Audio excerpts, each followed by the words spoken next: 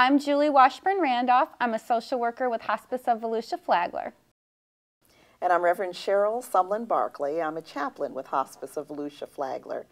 And I just have a story that we want to share with you today. And it is about the Intent Heals Journal and how we used it with one of our patients.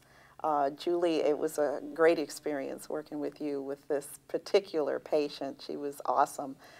This was a little lady that was at the end of her life, and there were some issues there. And you can share a little bit about what you want to talk about, the social end of that. Sure. With the psychosocial issues, there was a lot of reconciliation with her daughter. Their journeys and lives were different. The patient had a lot of uncontrolled pain that medications just couldn't manage.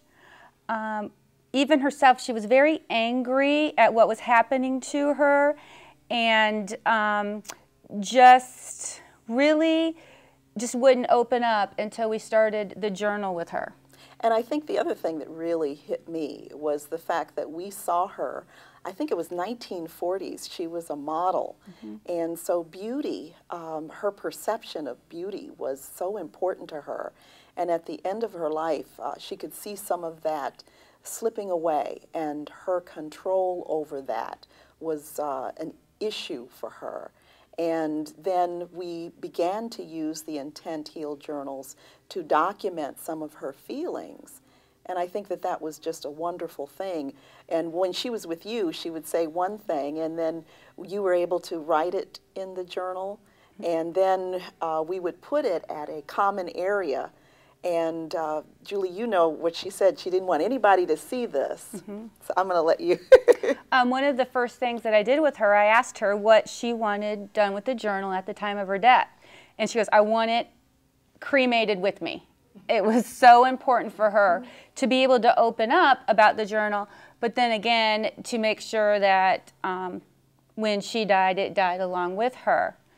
I think, too, with the Intent Healing Journal, that was really positive with her is the quiet moments that led up to actually utilizing the journal. Turning off the lights, and we took about 5 minutes just to reflect on the people of meaning from our past. It gave her an opportunity to think outside the box and think outside of herself. I think that was definitely the thing for her. I think the other thing that was instrumental is that this was a woman that read a lot. And being a character, I remember some of the novels that she would read, and she looked at herself in a different light as a character, as somebody that, my goodness, I went through this life and this is what I've achieved.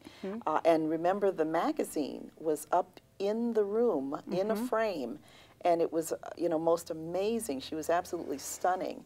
And we talked about the agony of losing control of one's individuality and autonomy.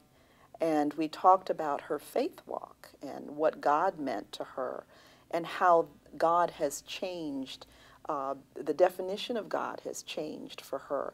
And that's what I know I wrote about, is God walking with me?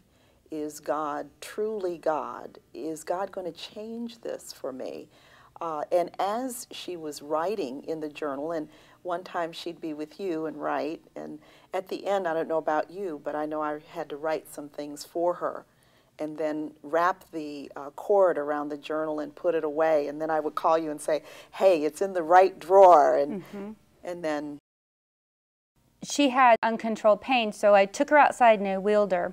She was moaning and grimacing and curling up. And I took out her Healing Intent Journal for permission, and I said, okay, Jerry, let's close our eyes and take some deep breaths, and let's see what comes up. And she talked about the death of her brother, who was a year younger than her, and how that experience had changed her whole family dynamics for the rest of her life. And after we did that, that evening, her pain started to decrease, and she was able to come off of the supportive care that Monday. She never spoke about that event again, but during that time, from I knew everything about her brother. I knew everything about that tragic moment, those 15 minutes in her life. And her affect changed. And even when she had pain, after that it was a different kind of pain.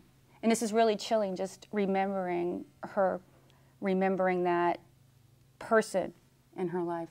Her daughter, they had a close but very complicated relationship. And Jerry was very much her own journey in life, and her daughter her own journey. And from the Healing Intent Journal, Jerry learned forgiveness. And I think going back when you would journal and she'd get quiet and you would just leave the room because you could tell that something was going on, I think that there was a lot more memories coming up that she wanted to keep to herself that were her memories, which we really respected. Absolutely. I only went where she wanted to go.